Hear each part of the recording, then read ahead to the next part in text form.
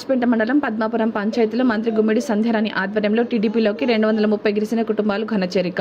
పిట్రంగి వలస 100 కుటుంబాలు, పులిగుట్టి వలస 30, బండనాయక వలస కాలనీ 20, పద్మాపురం 40, రోడ్డ వలస 20, గల్లపాడు 10, చంద్రమన్ను వలస 10 కుటుంబాలు టీడీపీలో చేరిక. ఒకప్పుడు ఊర్లోకి అడుగుపెట్టనివని గ్రామ ప్రజలు నేడు పూల వర్షంతో ఆహ్వానించి 230 గిరిజన కుటుంబాలతో కలిసి టీడీపీలోకి చేరడం ప్రజాభిమానానికి నిదర్శనం. మంత్రి గుమ్మిడి సంధ్యారాణి కొత్తగా పార్టీలోకి చేరిన కుటుంబాలకు పార్టీ కండువా కప్పి సాదరంగా ఆహ్వానించిన మంత్రి గుమ్మిడి సంధ్యారాణి ప్రజలకు సుపరిపాలన అందించడమే టీడీపీ ప్రభుత్వ ప్రధాన లక్ష్యమని మంత్రి స్పష్టం. ప్రజాసేవే లక్ష్యంతో మరింత మంది టీడీపీతో కలిసి ముందుకు రావాలని మంత్రి గుమ్మిడి సంధ్యారాణి పిలుపునిచ్చారు. సగౌరవంగా నేను చెప్పగలను, ఎందుకంటే ఏ గ్రామంకి వెళ్ళడానికి రోడ్ లేదు. ఈరోజు చాలా రోడ్లు మనం ఇచ్చాం, కొన్ని టెండర్లో ఉన్నాయి, కొన్ని వర్క్ అవుతున్నాయి, మరి కొన్ని ఎందుకంటే ఇంకా రాబోయే స్థానిక సంస్థల ఎన్నికల్లో ఏదైతే మనకి ఎన్ఆర్జిఎస్ ఈ రోజు అది జి రామ్జీ అనే పేరులో వచ్చిందో, స్థానికంగా ఉన్న సర్పంచులు, ఎంపీటీసీలు అందరినీ గెలిపించుకుంటే ఖచ్చితంగా రోడ్లన్నీ మీరు చక్కగా చేసుకోవచ్చు జి రామ్జీలో.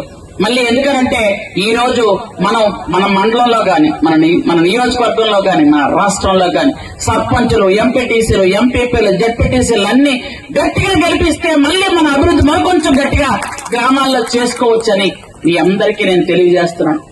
కూడా ఒక మహిళ, మరి అది ఆడికి బుర్రలో పనిచేయలేదో, లేకపోతే ఆ తల్లి గాని ఆ భార్య గాని సోదరు గుర్తు రాలేదో, సభ్య సమాజం తలదించుకునేలా మెసేజ్లు పెట్టినటువంటి నా కొడుకుల్ని మీరు వదలకండమ్మా.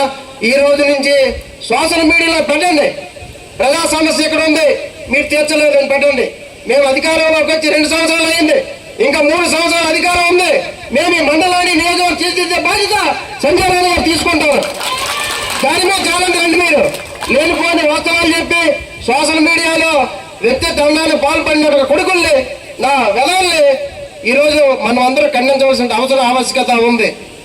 ఈరోజు మంత్రి గారు అయ్యారు, రేపు మన ఆడాల మీద పడతారు. ఇది ఎంత సిగ్గుచేటండి. ఇది ఒక రాష్ట్రానికి మంత్రి అయి ఉండి మన నియోజకవర్గం సేవ చేస్తుంటే వాడి కంటి కుళ్ళిపోయి సోషల్ మీడియా మీద ఒళ్ళు బలిసింది. అడిగి ఒళ్ళు బలిసిన నా కొడుకులకి అందరూ కూడా ఆ మలుపు తొందరలో కట్టేస్తాము. ఏమైనా వ్యక్తిగతంగా దోషులు అనేది అది సరైనది కాదు. ఇదంతా కూడా మనందరూ ఖండించవలసిన ఆవశ్యకత ఉంది. ఈరోజు పార్టీలు వేరు, నాయకత్వం వేరు. ఈరోజు ఆవిడ కష్టపడి పనిచేస్తుంది మన సాలూరు నియోజకవర్గం అభివృద్ధి పరచడానికి. అది తప్ప ఇన్ని ఉద్యోగాలు ఇచ్చింది ఆవిడ. ఏమైనా ఎవరికైనా డబ్బులు తీసుకున్నారా? కార్యకర్తలు కూడా రండి మీకు అంగన్వాడీ ఉద్యోగం ఇస్తాం, మీకు షిఫ్ట్ ఆర్డర్ ఇస్తాం. నాయకుల ముందులే ఎవరికి పైసా ఇవ్వకండి.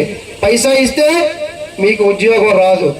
మీరు పైసా తీసుకుంటే మీ నాయకత్వాన్ని పక్కన పడతానని దిగ్మోహంతో చెప్పినటువంటి నాయకురాల్ని ఈ రోజు వాళ్ళు చేస్తున్న పరిస్థితిని మన social media, TDP social media ఏదైతే ఉందో అది యాక్టివ్ గా ఉండి నా కొడుకులకి తుక్క